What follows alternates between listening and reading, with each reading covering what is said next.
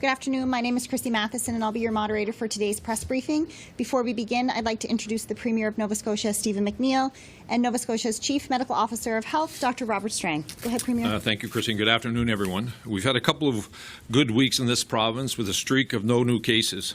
I want to thank all Nova Scotians for committing to the public health protocols.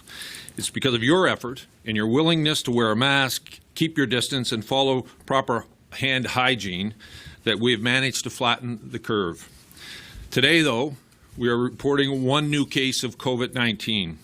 It is an essential worker connected to travel, and Dr. Strang will have more details. But it is evident that COVID can creep back in, and we need to be very careful.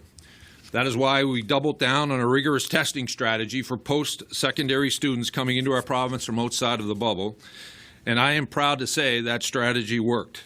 Thank you to our institutions and our student leaders who worked so hard to implement this strategy. I know it wasn't easy to mandate a 14-day quarantine in residence where young people would normally socialize and I dare say party a bit, but you all did it, and we as a province are grateful. With this testing strategy complete, we now need to redouble our efforts on public schools. And we are doing that. And I know this hasn't been easy on teachers and principals, but you are doing great. And you might not always feel that way, but I am really proud of what you are doing. Keep it up, and thank you on behalf of all Nova Scotians. Now we have some good news for residents of long-term care and their families. We are easing some more restrictions and to allow residents to get out, to visit their families in their homes.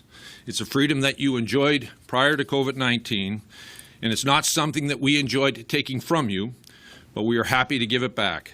But let's be clear, a second wave of COVID is coming, and if we see a spike in cases or any sign of an outbreak, we will have to revisit those restrictions. So to all the families who are anxious to bring their loved ones home for a visit, please continue to follow the protocols. Dr. Strang, over to you. Thank you, Premier. Good afternoon, everybody. So I'll start today, as I always do, giving an update on our cases here in Nova Scotia. As the Premier said, we are announcing one new case of COVID-19.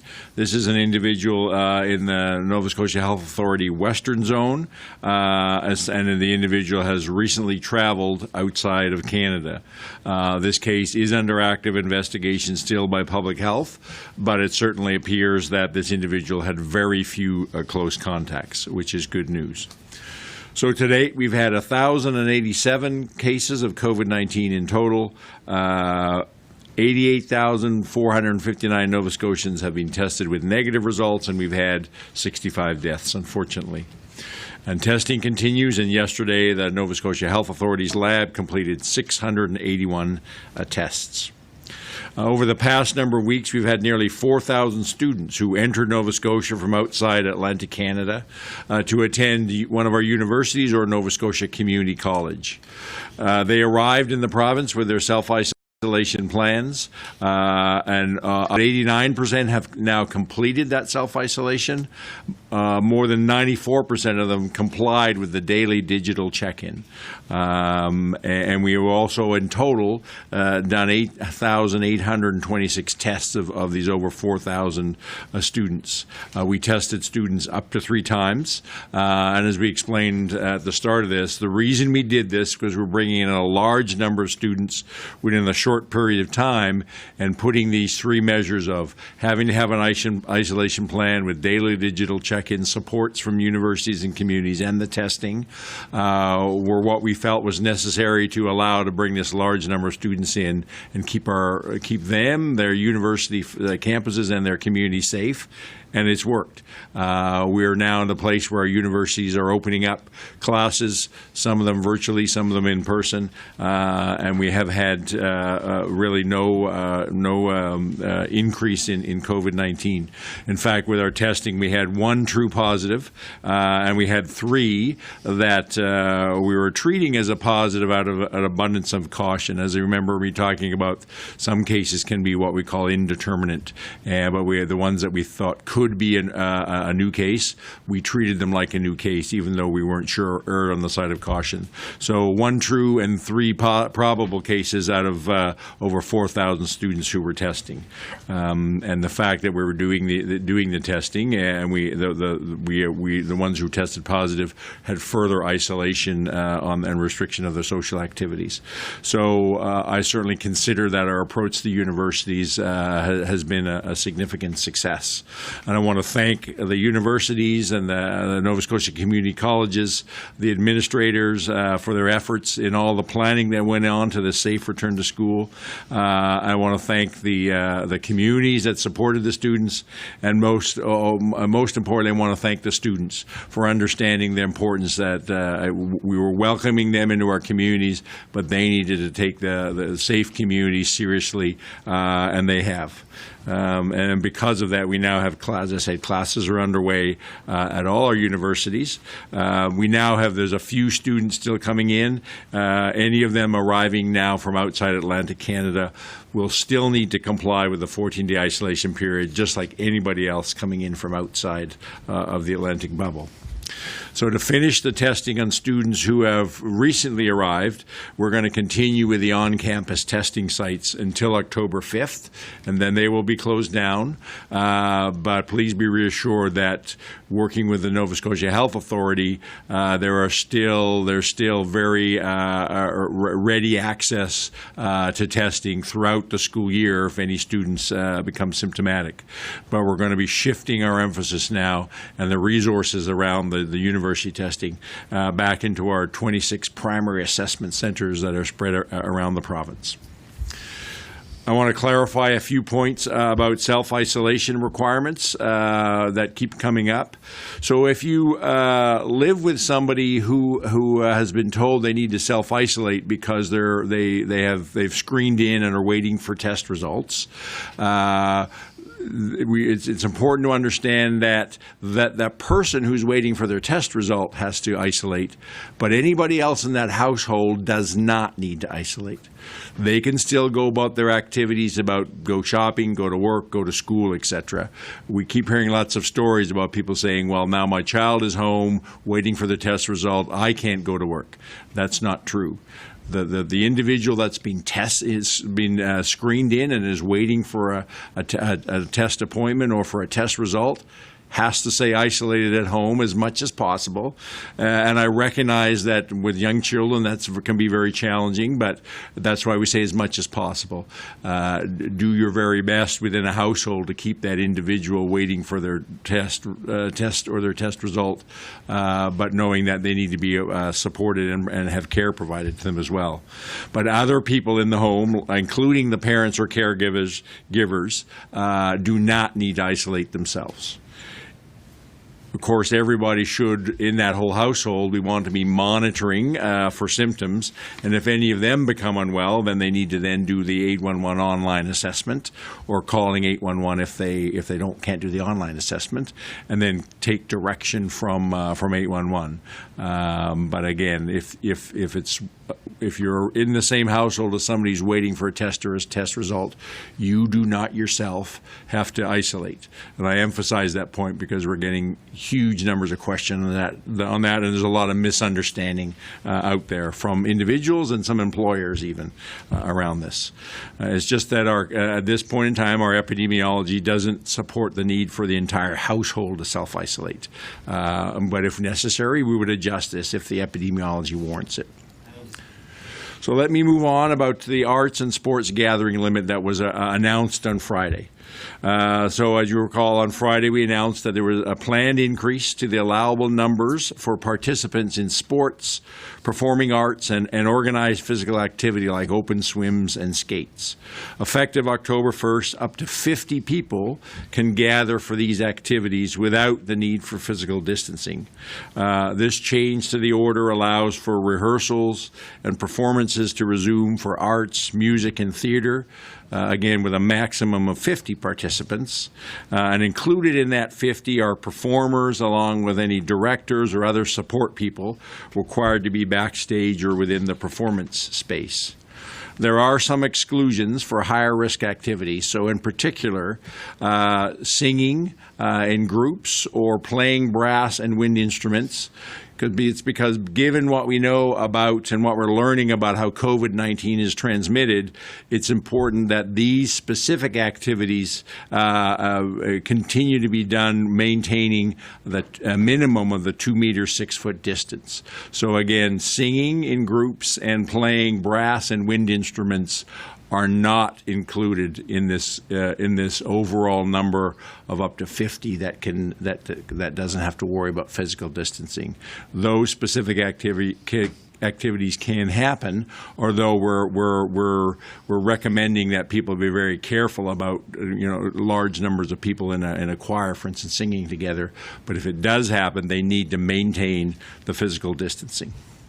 For sport, the limit of 50 includes athletes, referees, and other officials, coaches, instructors, therapists, and anyone else who is required to be on or beside the field of play. And the field of play means the ice surface, the court, or a field. This should allow full team practices, games, and competition play to resume for almost all sports. And this applies to whether it's professional, amateur, or recreational league sports, and applies to all ages. So it can apply, for instance, youth hockey, from recreational hockey to elite hockey, and it also applies for adult recreational leagues as well. However, it does not apply to casual or unorganized sport-specific gatherings like a spontaneous game of pickup basketball or soccer in the park. Given the lack of structure and organizing contacts for these activities, they need to be seen as social gatherings, and therefore they can proceed, but they have to have a maximum of 10 participants without physical distancing. So I acknowledge that there's a big range between a spontaneous game of pickup basketball or to an elite hockey league, and there's lots and lots, and we've had a lot of communication over the weekend about organized groups that have been getting together for, let's say, every Tuesday or Thursday night to play ball hockey for years. And these types of recreational sport activities, they're not governed by a provincial sport organization, so there's no league or club. But because of their organization, there's enough organization that we feel comfortable that they can have up to 50 participants without distancing. But they can happen. They need to have, if there's a predetermined space that they have to rent or book, and there's a consistent group of people. So, again, the example would be a group of, and I've had people that I work with coming to me about this. They've been playing hockey together 3 times a week, the same group of about 20 people. Somebody's in charge of renting the rink. They get together. It's the same group. Those can happen now, get up to 50 people, because there's enough organization around them that if we did have a case in that group, we'd be able to go to somebody and say, who are all the other people that participated? But it's the spontaneous pickup games, if you will, people just showing up and having an activity, which we're saying has to stick with the level, a maximum number of 10. The gathering limit of 50 also does not apply to fitness facilities or things like yoga studios. They have their own guidelines in place. Once we reopened all these fitness businesses, they fit under the category that they can carry on their business and they can accommodate whatever number that their space allows, as long as physical distancing of 6 feet or more can be maintained at all times. If they cannot do that, then their maximum number is 10. That rule has not changed. So for the fitness business and fitness facilities, the rules remain unchanged. And for people who simply get together for a group activity, and I've had people reaching out to me about this, so they get together in a house together for things like Tai Chi or yoga. Again, the existing gathering limits will apply. That you could have up to 50 people if everybody can be distanced, and if you can't, then it's up to 10. So these kind of organized or less organized fitness activities, then the existing gathering rules and the existing rules under the public health order for businesses apply. And all the other rules also apply. The masking rules apply. So we require masks in indoor public places except when people are doing physical or other activity where the mask cannot be worn. So certainly, let's take hockey. So when people are going to the rink, they're in the changing room, they need to wear their mask. Once they get out on the ice, they don't have to unless they feel they can wear a mask while they're practicing or playing. Once that activity's done, then they go back to the changing room. The masks need to go back on while they change, and then they leave the rink. Let me finish on this topic by talking about audiences and spectators. So this new capacity for up to 50 without distancing does not, I'll repeat that, does not apply to audiences and spectators. So the gathering limits just discussed about up to 50 requiring physical distance, and people within that, you can have groups of up to 10 who don't have to distance. Those are the ones that the existing rules about gatherings that apply for audience and spectators. We have also making it clear that the audiences and spectators must be in the available seats or stands, and if not, like on the side of a field, they have to be at least 2 meters away from the field of play to distinguish them from sideline coaches and officials. If there is a recognized business or organization holding an event, as you're well aware of, our gathering limits of up to 50% capacity to a maximum of 200 for indoors and 250 maximum for outdoors apply for audiences and spectators. It's unfortunate, but I have to mention that I'm hearing concerning stories from my colleagues in the recreation and sport field. Recent stories of parents who have disregarding both the facility and the public health requirements around maintaining distance, for instance, and wearing masks, and being very disrespectful for the people who work in these facilities. I'll continue to work with sport organizations and facilities, but at the end of the day, people need to understand that watching your children play is a privilege that needs to be respected. And if we cannot have safe environments for spectators, I'm very comfortable saying that we will remove the privilege for adults to watch children play if they cannot behave as adults and respect the rules.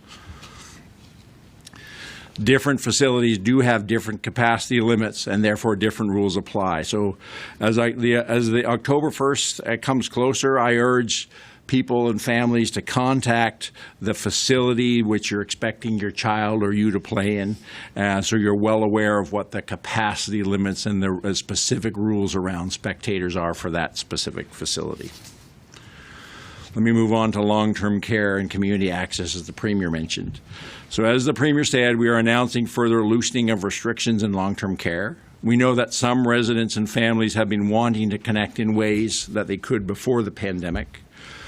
Our approach to restrictions in this sector has been a very phased and careful approach.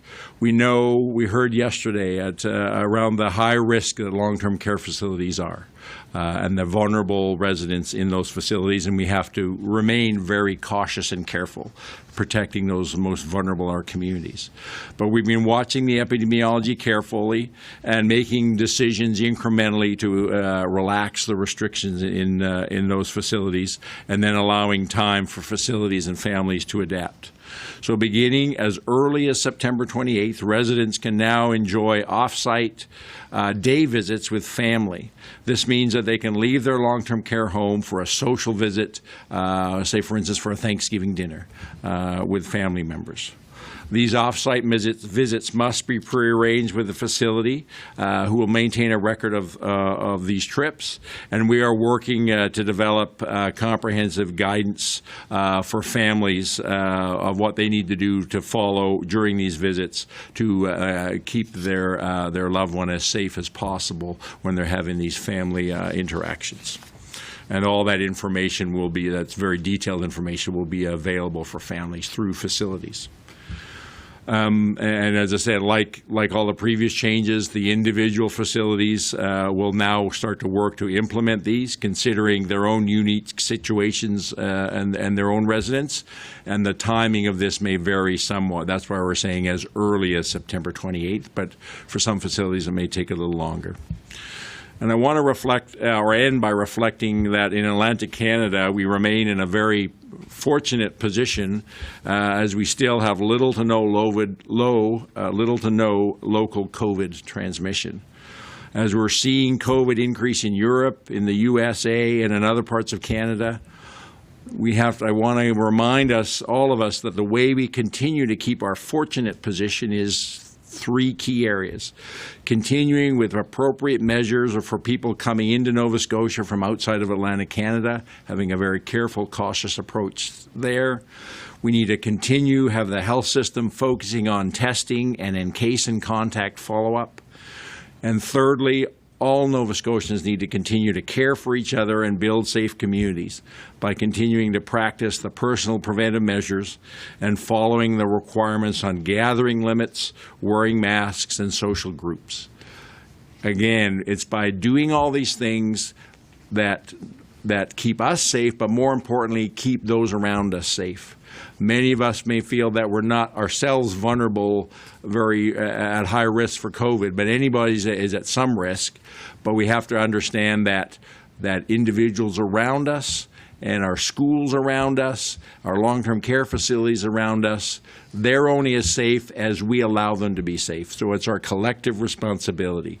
And it's by doing that is how we're going to keep as much as we can, our very fortunate and privileged position within Atlantic Canada of being one of the safest places in the world. Premier. Thank you, Dr. Strang. And Chrissy, over to you. Just a reminder that we'll take one question and one follow-up in the time that we have for questions today. First, we'll go to Mike Tutton with the Canadian Press. Minister, just to touch on the situation in southwestern Nova Scotia in the fishery dispute that's going on there. What is your view of Indigenous fishers hauling out the traps of the Indigenous lobster harvesters? Listen, on all sides of this issue, emotions are running high. Many, for generations, this has been their livelihood. My word to all of them and my commitment to all of them is that the way to a resolution is through dialogue. And it's why I believe the federal government and DFO should have all of the participants, all the partners at the table at once, so we can all hear each other's sides of view to come to a resolution. But the laws in the province apply to all. And I expect those agencies will enforce the law if they believe it's being broken. The federal ministers have really not, they're leaving it uncertain as to whether what is going on with the lobster fishery is illegal. Given that uncertainty, should the provincial government not act on prosecuting buyers, which is under its jurisdiction? So there have been, as you know, there was a case not that long ago where a buyer was prosecuted and found guilty. That is the part of this that does fall under the provincial jurisdiction. But when it comes to the issuance of licensing, all of the criteria around the lobster fishery, that is at the federal level. It requires DFO to be at the table with all of the participants in this sector. Everyone needs to understand each other's point of view. And, a conversation with the Indigenous fishermen and then a conversation with non-Indigenous fishermen in separate places, this all needs to come together. And DFO needs to lead this conversation so that we're all they're in the same room, they can hear each other's point of view, recognizing the law.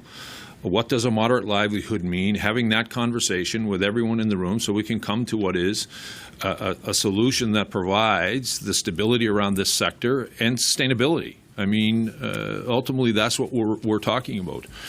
Being able to ensure that we respect the treaty rights of the Indigenous community at the same time ensuring that we provide the sustainability of this fishery. This is a lucrative part of our economy and one that has been managed for generations. And we need to make sure that it is there for generations to come. Next question will go to CBC's Mike Gorman. Dr. Strang, you talked about the importance of testing and a robust system as part of keeping our numbers low. Premier, you spoke last week about efforts to bolster 811. We are continuing to hear reports about people either not being able to get through or experiencing very, very long waits. Can either of you please provide some sort of update on what is happening with 811 to try to ensure people are getting through in a timely manner? So I had a conversation with Minister Delory this morning. The whole health system, a number of people in my department working actively with the health authority and with 811. They are working hard to hire additional people, but there's also a number of other opportunities that we're looking at in other ways that could facilitate a more efficient and effective way to access testing and getting people tested in a timely manner. We're well aware of some of the challenges. We need to do a better job. It's a key part of our strategy, and there's active work to resolve that. Go ahead with your follow-up, Mike. Okay, so since you've opened the door, what are those other ways, Dr. Strang? There's still a number of things that are being looked at that are not ready to be brought forward and talked about publicly yet, but there's a number of things. There's active conversation in the health system about ways that we make this better. Next question will go to the Herald's John McPhee. Thank you. Dr. Strang, with the return to school, we've heard concerns and what might be labeled complaints about testing for children who are showing illness of some sort. I mean, there's the people are confused over what might constitute COVID in their child, what might be the flu. What percentage of the people, say, in the latest round of tests, what percentage would it be school-aged children?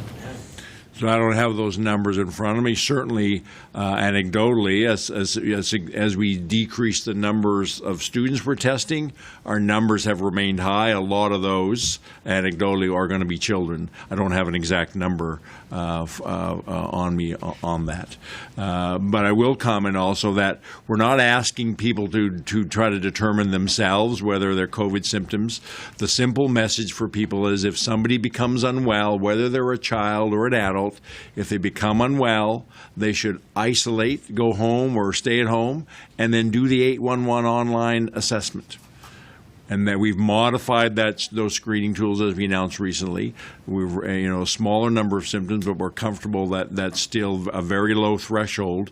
If somebody meets those criteria, so it's a new fever or a new or worsening of a chronic cough, or 2 or more of headache, sore throat, runny nose, congestion, or shortness of breath. If anybody meets any of those criteria, then they are referred on for testing. But again, we're not asking people to memorize that. What we're asking them to understand, if they're unwell, isolate and do the 811 online assessment. If they don't have access to the internet, then they can call 811. Go ahead with your follow-up, John. Thank you. This probably changes from day to day, but do we know, like in general, how many people at one time would be waiting for test results? I don't have that data in front of me. We know that we have a number of people that are waiting, and as we just had the previous question, we're working to minimize that wait. Timely access to testing is an important priority. Next question will go to All Nova Scotia, Lindsay Armstrong. Dr. Strang, regarding the self-isolation requirements and that clarification you made, say there's a young child who requires care from a parent or parents, and you said that that parent is okay to be out and about or at work. What is the situation there in terms of concern for asymptomatic spread in situations where a caregiver may be interacting a great deal and then is required to work with other people? So that's where it comes into our epidemiology. We know that there is certainly the rate of asymptomatic spread. We do not have any indication, and have not had for many weeks, of any local transmission of COVID. That's why we say the epidemiology is low enough, is that the risk of a household member then continuing to go to work and them transmitting COVID is very, very low. So that's why we're comfortable that the household members don't have to isolate themselves. But that's what I said. If our epidemiology shifts and we have much more COVID around, we would take a much more aggressive approach potentially on these household members. But right now, like everything with COVID, I use the word balance all the time. This is balancing. Having everybody in a household have to isolate until they got a test result back is a substantive imposition and has lots of implications for the family, economics, as well as for businesses and the people in the workforce. So we're at a place right now where we're safe enough with COVID that we can allow household members to continue to be out in the community, even if one person in that household is waiting for a test or a test result. Go ahead with your follow-up, Lindsay. Thank you. And then regarding the new case you announced in the essential worker, was this individual self-isolating, or does essential worker mean that they were at work? They were in one of the criteria that because they're involved in the necessary movement of people and goods across the Nova Scotia border, that they didn't have to self-isolate.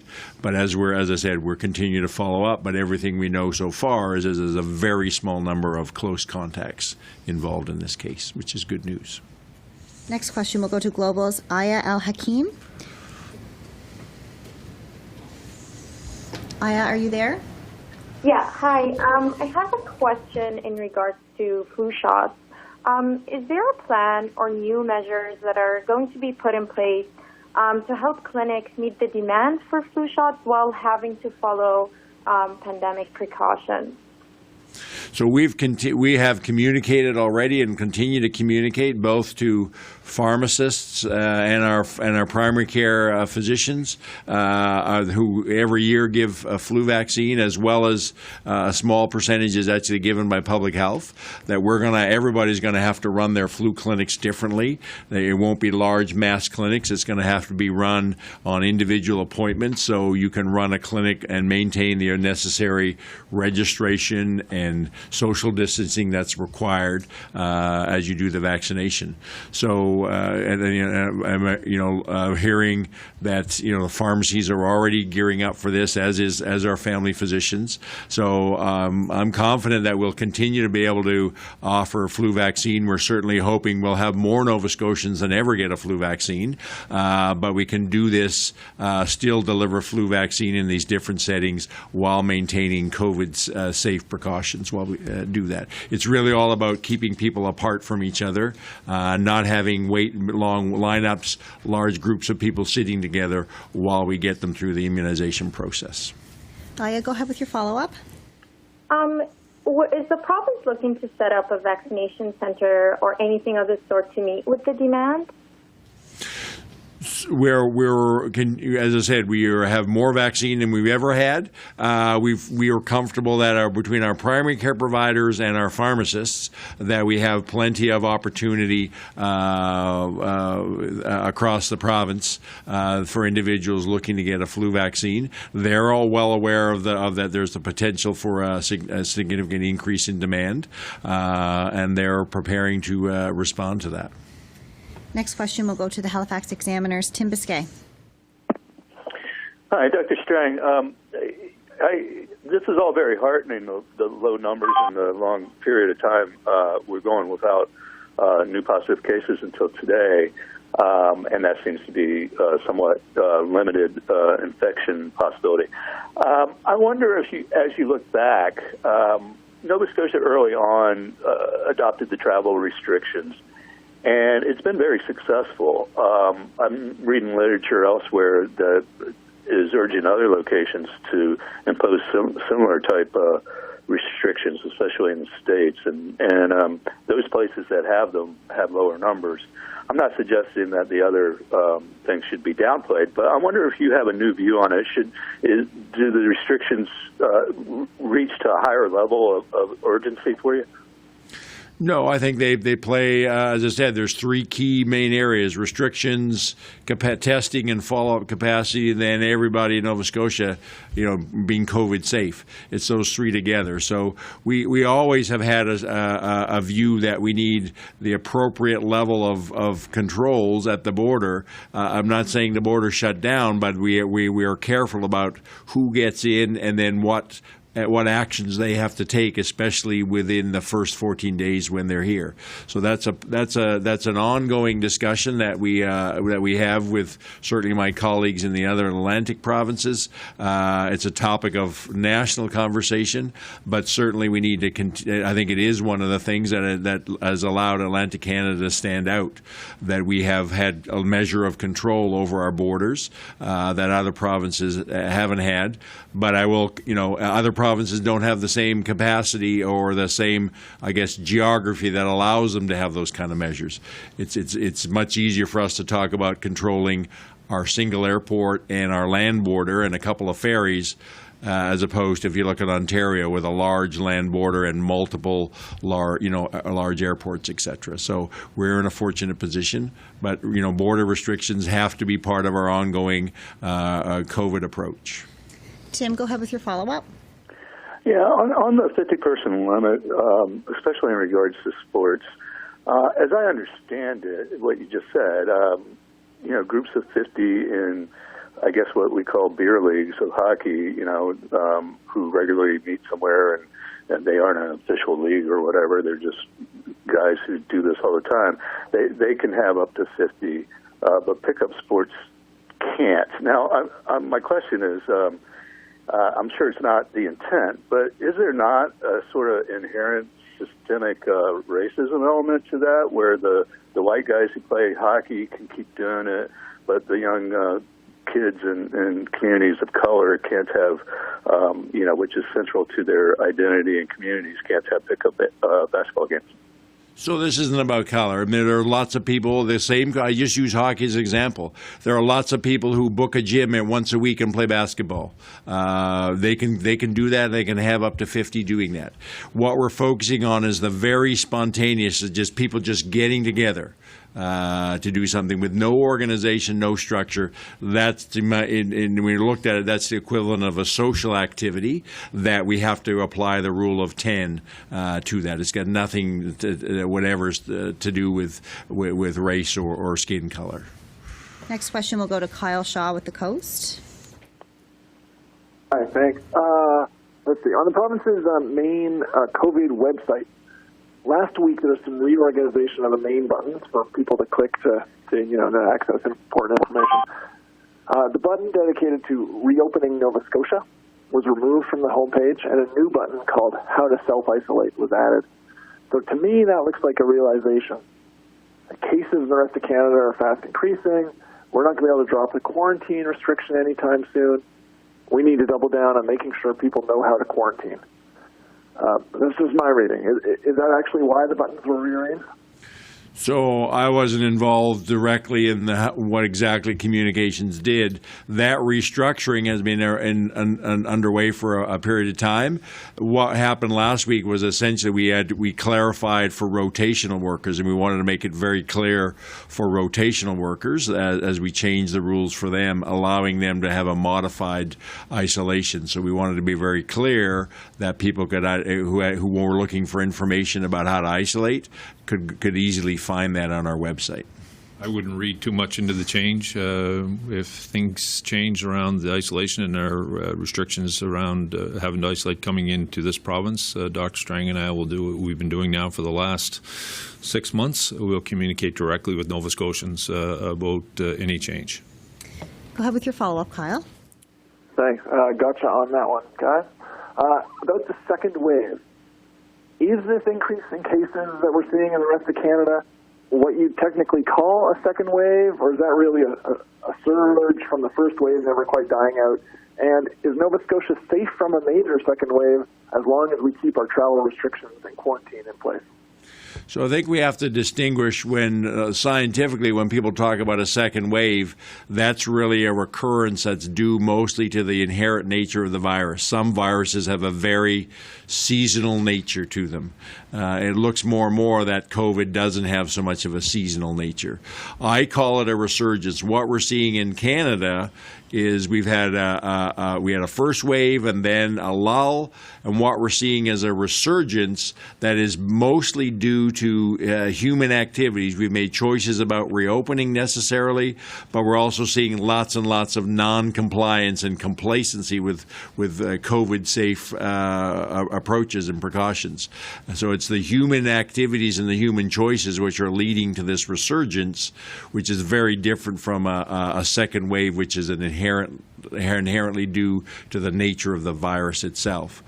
And I think that's important to understand that, because what it means is that we have a lot of ability to control how we will see more COVID, but how much we have and how much local spread there is very much in our hands as Nova Scotians, as I outlined earlier. It depends on what choices we collectively make and how willing we are to follow the requirements to keep each other safe by practicing all those preventive measures and sticking with small numbers in social gatherings, with not having large gatherings, sticking with masking. Those are the choices we can make to minimize any resurgence of COVID. Next question will go to QCCR Radio, Ed Halverston. Ed, are you there? Moving on to CBC's Jean Laroche. Hi there. Thanks for taking the question. Mine goes to Dr. Strang also, because Dr. Theresa Tam, your federal counterpart, made a point at the end of her COVID update that finished just before you came on, and she made a special plea to young people who, as the epidemiology is showing in other parts of the country, are kind of leading the way for some of the same reasons you talked about, non-compliance, getting together in larger groups. What's your take, Dr. Strang, on why we're not seeing that here, or are we not, or is it happening here in the same way, and we just haven't, the testing hasn't caught up to it yet? So I'm not sure if it's a testing issue. I think it's because I'm not naive. We've had I think, first of all, we have to recognize the large number of students, and by and large the compliance with the isolation and the restrictions that they had to follow, and kudos to all those students. But I'm not naive about that young people in general, social activity is a normal part of their life, and we're going to continue to remind them about how to have social life, but do that safely. But that inherently is going to have some risk. We're fortunate because I think we don't have COVID circulating locally. So what we have to do is minimize the chance of COVID being introduced, but knowing that it's likely to have more coming in, it's up to all of us, but especially, you're right, young people, that we have to understand that our social activities aren't just about us, that everything we do socially has the potential to put somebody else at risk and put our general communities at risk. I heard a very interesting conversation by an infectious disease physician on I'll say, CBC Radio this morning, and they were talking about on Ontario and Alberta, they haven't had an impact on hospitals, but they said yet. Because the real risk is that while most of the activity is in young people, it is starting to spread into other age groups. And inherently, as you get into older age groups, that's when you get more severe illness. So the message always comes back to everything we do it creates a risk or protects people beyond ourselves and in our communities. So that's why I keep coming back to this is an opportunity for us to collectively care for each other. It's especially in including young people who may not themselves be at really high risk of severe disease, although they could have severe disease. But if they're complacent, then they're putting everybody else at risk. So how do we support those young people and give them safe opportunities? But we also need to come together in all age groups and be willing to put some things aside, accept some restrictions on our activities for our collective good. Jean, go ahead with your follow-up. Yeah, my next question is for the Premier. Premier, as I understand it, the telehealth runs out at the end of this month, and we haven't heard an extension date yet. Can you tell us what's going to happen after in October in terms of telehealth? There's ongoing conversations with doctors, Nova Scotian physicians. The Minister Delory and his team have been working with them. Quite honestly, Nova Scotians and patients have enjoyed this opportunity to use telehealth. There's never been a question that I don't believe it will be extended. It may look differently, looking at what does it cover, those kinds of things. But it's certainly our goal to continue to provide this option to Nova Scotians as we go forward. I'm going to circle back to Ed Halverson with QCCR Radio. Ed, are you there? And that's all the reporters we have for today. Thank you, Chrissy. I've told everyone how proud I am of how the province has handled COVID-19, and I'm thankful to all Nova Scotians, to Dr. Strang and his incredible team at Public Health, and to our health leaders and those on the front lines for getting us to where we are today. And we wouldn't be here without them or all of you, and I thank you for following all the health protocols. To our business community, I know this hasn't been easy, but you are finding ways to innovate and operate dealing with COVID-19. Some might feel that we've overreacted with our restrictions. I want you to look around the country at other provinces. Their numbers are spiking again, and in some cases, they're even worse than before. This is a worry. If we don't believe there is a second wave coming, look outside of the Atlantic bubble. We are monitoring and preparing for a second wave that many of you might think isn't coming because of the way our numbers look here in Atlantic Canada. Science says otherwise. We cannot become complacent. We cannot stop following the protocols. They've gotten us to this point. We must wear a mask indoors in public places. I want to remind everyone that this is mandatory. We must keep our distance from those who are not within our own personal bubble. And of course, hand hygiene is essential. I'm not trying to frighten anyone here in our province, but this is a reality. COVID is not going away, and we need to be prepared for a second wave or resurgence. As your Premier, I will work with our Minister of Health and his department, Dr. Strang and his incredible team at Public Health, and we will do our part. I'm asking all of you to continue to do what you've been doing so that we can continue to not only lead this country, but quite frankly, be seen as one of the safest places around the world. Thank you, Premier. I forgot. It's National Environmental Public Health Week this week, so I want to give a shout out to public health inspectors who are in Nova Scotia who are part of, as the Premier called, our incredible public health team. So thanks to my public health inspector friends.